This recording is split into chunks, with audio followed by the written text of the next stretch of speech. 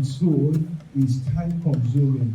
So we must find a way to actually manage our time so that we will do well in our profession and at the same time in our personal life. And this actually sets the foundation to time management. Of course,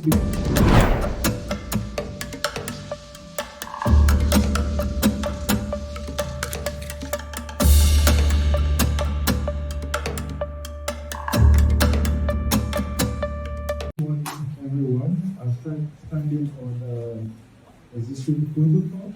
So I'll be taking this topic in the next few minutes that I have here. I want to first of all appreciate the leadership of this association. Thank you for the opportunity. I hope you can see this. All right. Thank you for the opportunity to share what I've learned over the years with you. Thanks a lot.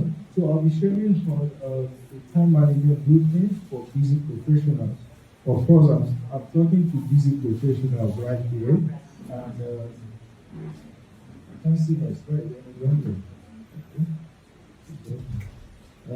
I'm talking to busy professionals, so I think this is a topic that is important for us to achieve great success in life. If you look at that, you see that I don't know how many persons have gotten to that point that you want to change the time. You want to travel back in time now, just like that lady is doing over there.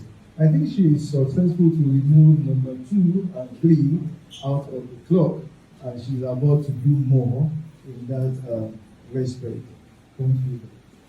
So just to set the pace, this was when I was in school.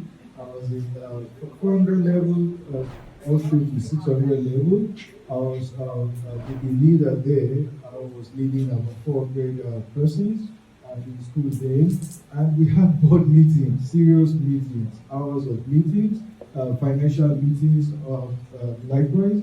And we have this annual conference that we have a budget of over $1 million that we have to raise the fund and at the same time carry out what is right. This also me there. Again, I was privileged to be the vice president of over 10,000 students while I was in school. 2 major annual campus meetings that cost us over $1 billion. We had seminars, we had board meetings, and several other things that we do there. These are some of the pictures to show that if you know Ife as amphitheater, and this was when I was inducted into this noble profession. I think I look different from who I am in the day. And that time that I was inducted into the medical profession, that was when I published my first book, and that is it there. It's about 225-page book, and since then I've been doing that. And this was when I was at Clinton. I started from here. That's ONG call room over there. And I remember that I was on call one of the days there. We went to the cafeteria to get our call meal. And I just took that picture there. It's a good time. You know, I continued in Root. And Root was kind of a hell for me. Several postings that were very busy. And I couldn't forget the particular unit. I only spent 19 days in that unit. And it was like I spent the whole year in the unit. I wish I measured my weight here. If you look at that, I think I lost a whole lot of weight there. I can't forget my experience there. And as a resident doctor, I was involved in several other things. I improved my skills in web design. And this was the last project I handled. This project was close to $1 billion for one of the associations, the Nigerian Society for Biomedical and Clinical Engineering. It took myself and my team a span of time to get that done, and I'm happy we got the project submitted. I was doing all this while I was preparing for exams, and I've written quite a number of books. The latest will be the 11th that I've written apart from other little books that I've done that are globally distributed. The question is, how was I able to get all that done without dropping out of medical school, leading 400 persons, over 10,000 persons with the whole of work, combined with great interest work in medical school, and at the same time in residency training in Exxon, the calls, the seminars, reading, catching up on several other things. How am I able to get all those stuff? And that was in one. I was in 400, 500 level. Then that picture is all there. And of course, before I forget, I got married 6 months into internship, and then my wife had my 2 kids, doing great. I'm able to hold everything without dropping all the balls. You know, looking back, I discovered that there are 7 secrets I found helpful in terms of time management. And that is what I'm going to be sharing with you. And that is what I also have put together in my latest book. Of course, the benefits of being organized, these are some of the benefits. I'll just run through it. You know that when you are organized, you increase your productivity, it reduces stress, increase efficiency, improve time management, better decision making. You have improved memory, better communication, and enhanced work-life balance. So the first secret is identifying and prioritizing your goals. That is the very first secret. And of course, this is the first step to time management for busy professionals. Our job on its own is time consuming. So we must find a way to actually manage our time so that we would do well in our profession and at the same time in our personal life. And this actually sets the foundation to time management. Of course, the first step is not to care about your time. I've seen that many people care about their time. What you should care about is what you spend your time on. You do not have the whole time in the world to do everything. That's just it. You only have enough time to do the important parts that will make your life better and more successful. And that is why you need to identify the goals, and at the same time you have to prioritize it. And this is just a quick guide that I usually use. I tell people if you need to know the 3 most important goals in your life, it's just a simple thing you can do on your own, maybe when you get home. You just write the 20 things you want to achieve, like your goals in life. And I tell you, you can write the first 5 easily. But by the time you get to the 6th to 7th, it becomes harder. And by the time you continue 11 down, it becomes more difficult. But you continue until you are written 20. And when you are written 20, you turn the page and ask yourself that simple question that is there. That let's imagine that you were asked to choose one out of the 20. And that one that you have chosen will happen just now. And every other ones that you didn't choose will disappear. How will your life be? Will it be the best? Like, will you have called yourself the most achiever in life? You know, if then you turn back the page, the one that jumps at you is the most important task that you need to do. And of course, you repeat that 3 times. If you get that done 3 times, that means you have the 3 most important tasks or goals for your life. And that is it. If you can push yourself to achieve those 3 things, every other thing you will find their way to fit in. So I just gave an example. Let's assume that someone comes up with this, that I'm the best husband and father, maybe, and maybe wife and mother, and the second, I'm a neurosurgeon before September 2030, and I'm worth $1 billion before 2023. You know, I talk in dollars, I don't know why, because that helps me think bigger and wider. $1 million, that's like 700 billion. I mean, you have to think big. So that will make you run, that will make you do stuff. I hope you get that. And that is what we're talking about. So if these 3 is probably the most important thing to you, the next question is how to get this done. Okay, what matters is not about making your first 1 million, but who you become on the path to becoming one. And same applies to the others. Okay, we do not have the whole time. I think I've said this, but you have the time to actually pay attention to the most important thing. Abraham Lincoln said this, that the best way to predict your future is to create it. You don't have to pray about it actually, you have to create it. God has given us that ability to actually create it, and that's one of the things that we are doing here. And how to set life goals. This is important in time management because that's the foundation. If you don't have what defines you, like who you see yourself to become in 10 years, 20 years, you will do well in time management. And that's why that's the first secret. You're looking at some statistics, the success rate, an average of the statistics is 8% of people. That's the success rate. That means out of 100, in fact, this pie chart, if you look at that, 80% of persons, they don't even have goals at all.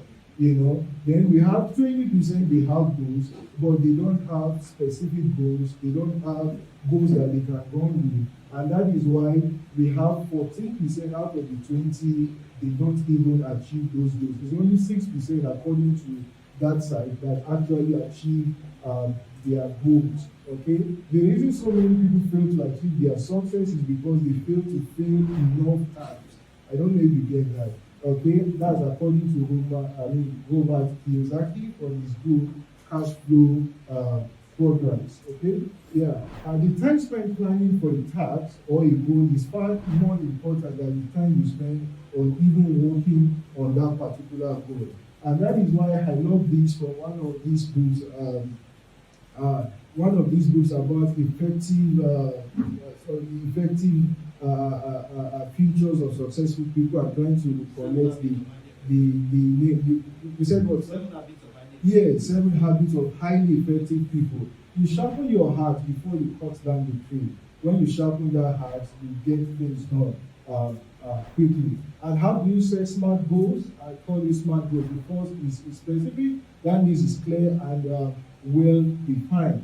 And I want to get a shape as a goal for some persons, but just look at the second example. I want to lose 10 pounds in the next 3 months by exercising 30 minutes a day and eating a healthy diet. Out of the 2 persons, of course, the second person is likely to achieve that goal. In fact, there is a research that says that people that set smart goals, they are 10 times likely to achieve their goals. Maybe you go back to your notepad and write down your goals properly. I have 5 major goals that I'm running with at present. Every morning when I wake up, I recite it to myself. I wake up and say it. The more I say it, the more it becomes part of me. And that helps me with managing my time every week. And the second is it has to be measurable, just like the examples that I have given. The third is attainable goals are realistic and what achievable. You cannot just wake up if you have not done marathon before and say you want to compete in marathon race next week. All right, and of course you cannot hide behind the guise of realistic and achievable goals to prevent yourself from being creative and exploring your potential. So you cannot say because you want realistic goals and you cannot step out of your comfort zone. And that is why the statistic says that only 10% of persons actually achieve their potential. And this guy too, Maslow, in 1970, estimated that only 2% of people actually reach the state of self-actualization. It's not that they are unable to get there, but they have what it takes to get there, but only 2% actually got to that point in life. And your potential is hidden behind the curtain of ignorance and timidity. You probably don't even know what you are able to do, and probably you are even afraid to step into that which you are able to do. You may need to read more about that area in my latest book. Then relevant goals are important, and you should align with your long-term goals. Okay, and of course the last is it is time bound. That gives you a sense of urgency. In a way, you know that maybe you are giving yourself 2 months, 3 months to achieve a particular thing. Then it helps you cut down on things that are not important. And that's the first secret. What's the first secret now? Identifying and prioritizing your goals. All right. Then the second is determining which tasks are most important. This is very important. Success is not in doing every task. You don't have to do everything. But in accomplishing the small essential tasks that contribute to actualizing your vision and your life goals. There are 3 techniques to actually get to do this. The first is what we call the Pareto principle. It's also known as the 80-20 principle. It's found out that 80%, 20% of our effort actually give 80% of result. Just think about it. And I've used this even in work grant severally. You know, what I just do is that there are some patients that need more of your time than some others. And in a way, in fact, there are some patients, if you don't see them on the ward round, it will affect your result. I don't know if we are together. Yeah, and there are some particular patients, even if you have said, if you have 10 patients for instance, and you saw 9, and you did see that particular one, I mean, it will wound the whole ward round for you because of this principle, 80-20 principle. And it has found that this principle, it has been for centuries and is still working. And of course, a good example is when we're in school, we have courses, some are 4-unit courses, some are 1-unit course. Imagine if you have an A in a 1-unit course and you have a C in a 4-unit course, or another person had an A in a 4-unit course and even had a D in a 1-unit course. You know the output. That means that this Pareto principle, 20% of our effort actually gives 80% of our results. So we need to pay attention to those things. Those are that's the first technique in determining the most important facts that you should focus on or concentrate your time on. This is another technique, we call it the ABCDE technique. You divide your tasks into 5 ABCDE. The first is those tasks are of high priority. They are both important and what? And urgent. A good example is when you are done with the surgery, you need to actually write the report, like the post-op plan down. If you do, that is in the class A, okay, you have to get it done right now. There are some tasks you need to, you don't have to think about when should I do it or should I do that now or not. When you think it, just do it. And that helps. The time you used to think about if you are doing or not, you would have gotten it done. Then we have that task in class B, all right, this is actually also important, but it's not urgent. And it's found out that successful people, they dwell more in this class B activity. It's not actually urgent. For example, taking a course that is not even related to medicine is not urgent, but it's important. You have to, what kind of a course? How about speaking course, like communicative skills? You can learn communication. You can learn, like my slides. I did that myself. You learn it. It's something you learn. And that is what we call the B task. Successful people, they stay more there. And we have the C task is of no priority in a way. It's less important, but not urgent. For example, if you need to update your site, for instance, or you need to update your CV, it might not be very important at the moment, less important, but not urgent. We have the D, and this, you need to delegate tasks in this area. It will save you time. For example, things that are not necessary for you to do, you don't have to do them. Just delegate it, and that is what we have there. That's another secret in terms of time management. Then there is this ones in E, you eliminate them. They don't add any value to you. So you make sure that those tasks in this area, you get them eliminated. It's just showing what I've said. Then the third technique is what we call the time management matrix. And of course, we have 4 quadrants here. We have important, urgent, just like the matrix. The quadrant 1, just like the ABCDE technique. Very important, very urgent. Example, if you have an emergency, you have a crisis, you've got to do it now. If you don't do it now, there will be a consequence for not doing it. Okay, maybe pressing problems or deadline. You have an exam in a month, of course, that particular goal has to come up, or you have a project you need to finish in the next few weeks. That should be in quadrant 1. And in quadrant 2, that is, it's important, not urgent, relationship building, long-term planning, preventive activity, personal growth, and so on. And of course, quadrant 3, urgent but not important. A good example is the notifications on our phones. They look urgent, but they are not what?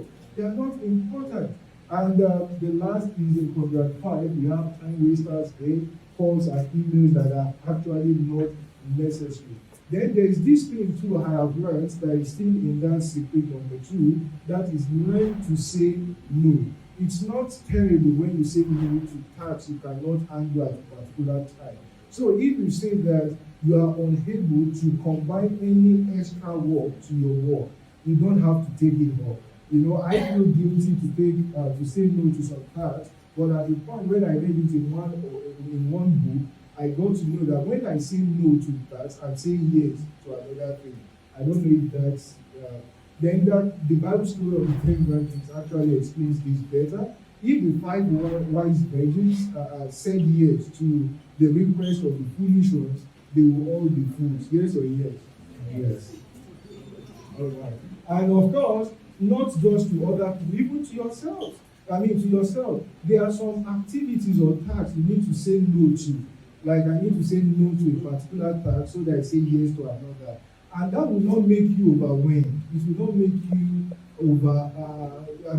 worry, because you know that you have done the most important. You don't have to get to do everything you need to do per day. Just do the most important ones. The less important one won't have consequence on you. I hope you get that. So that's the second secret. And of course, the third is scheduling and planning. That's third. And of course, this still boils down to the foundations, like identifying your goals, prioritizing them, determining which is more important. Now you need to list all your goals, and of course you use the priority matrix, just as I've explained, to list them in order of importance. And by the time you have done that, then you consider your energy levels. Ideas are best generated in the early hours of the day. Hence, you don't want to use such hours on unimportant tasks that do not have value or add value to your goals and visions. You don't have to you should not do tasks that are not that doesn't involve mental thinking early in the morning. Muscle work should be done later in the day. You should do mental work early in the morning, because that is the actual real work. And I was teaching some weeks, I think 2 weeks ago, I was telling some set of persons, I said, do you know why they pay people that dig holes less? It's because they are not the actual laborer. They thought they are the actual laborer. The answer is no. The actual laborer is that guy that is in his room, locked up in his thinking room, that came up with a plan. It's difficult to come up with plans. That's the actual laborer. They labor with their brain, and that is why they are being paid more. You know what I do? I switch off my data when I go to bed, and when I wake up, there's this focus mode I use on my phone when I wake up. If I need to access the internet, it shuts down all my apps that I don't know. The messages may come in, but I won't see them, so that I can use my brain to think properly and plan the day ahead. Early in the morning is not for WhatsApp and some other stuff. Build in breaks and downtime to avoid burnout. This is also very important. And of course, I also identify some tools and technologies that can help you plan your time and be flexible, because things that I just gave some examples here. Calendar, task management, you can always go through some of those tools.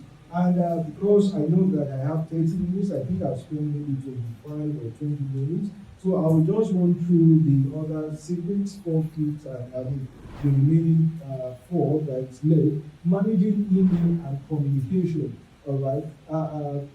How to set up folders, labels. You may have quite a number of emails. There's a way you can set folders and labels. You can use filters. Like there are some people I used to like to receive emails from there. When the mail comes into my box, it's filtered into a folder. You get that? So that anytime I need to access that particular mail, even if I'm not ready, even if it's a week or 2, I'll just go straight to that folder. I don't have to waste time searching for that particular person. I just go to that folder and check. At work, if you are working in a company and organization, or probably even ourselves, there are ways to manage our Gmails, our mails. It's well stated in my latest book. You can check that. And how to unsubscribe from unnecessary emails. There are apps, that you can use to bulk unsubscribe. Like you want to subscribe from several persons that are not adding anything to you. They just had news to you. There's a way to go about that. And of course, there are some tools. So these are some of the tools that you can say. Of course, simply number five, staying focused. This is very important, and avoiding distraction. This is quite very important. Do you find yourself wasting valuable time on distracting websites? You know what? Just do a test when you get there. Your phone, go to the setting. There's the screen, the screen time. Check it will show you the hours you have spent on your phone, like on each app. On Facebook, it will tell you 2 hours. On YouTube, maybe 3 hours. If you had that up, I was listening to someone like 2 days ago. He said the time some people spend per day on some of these stuff, they can use it to read an audio book. So average audio books 3 to 4 hours. Imagine if you have done 30 books in a month, you will not believe you are. It's easier to actually be distracted, and you are not the only one. We are live together, because the present century is referred to as the most distracted, and it's easy to see why with the proliferation of smartphones, social media, and all that. So, how do you identify and eliminate some of these? I've also mentioned it in the book. I'm just running through it. It's like quite a long one, and some tools you can use to block some of those things. I mentioned that I just went through. Then there's this Pomodoro technique. It was actually created by Francisco Cirillo in 1980. The guy was in school in the University of Perugia, that's in Italy, and he discovered that he was not doing well in school. He found it difficult to be productive. That's a clock actually, like a clock, but they call it's like a tomato clock. That Pomodoro is another word for tomato. So that's why we came up with this technique or this method to actually, you can check that out too. Then we have simply number 6, productivity tips and tricks. So I just added, yes, how to form high impact habit.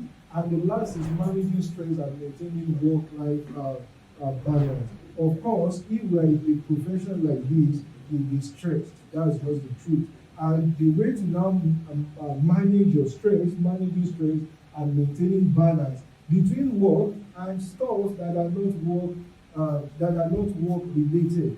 Of course, we have families, we have other things. We should not just, I was discussing with my younger brother. I said there are several things I wish I have known as a medical student. That it was after school that I was like, I should have known some of these things. We are only egg bent in our anatomy books, physiology, and all the big books that we read.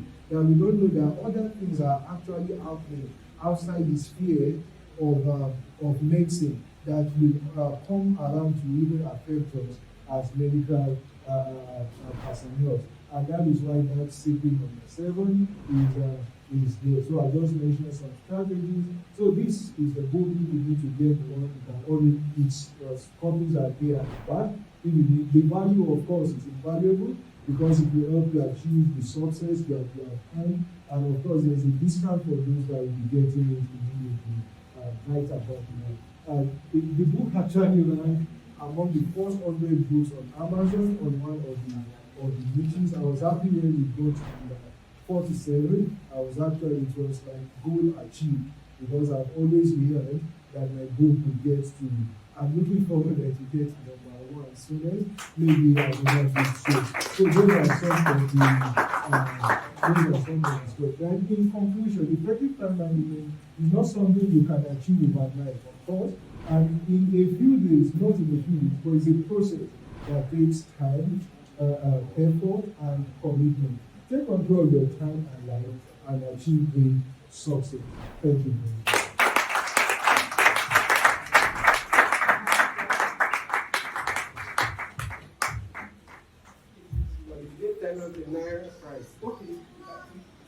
At present, it's going for 6,500, but for the discount now, 5,900.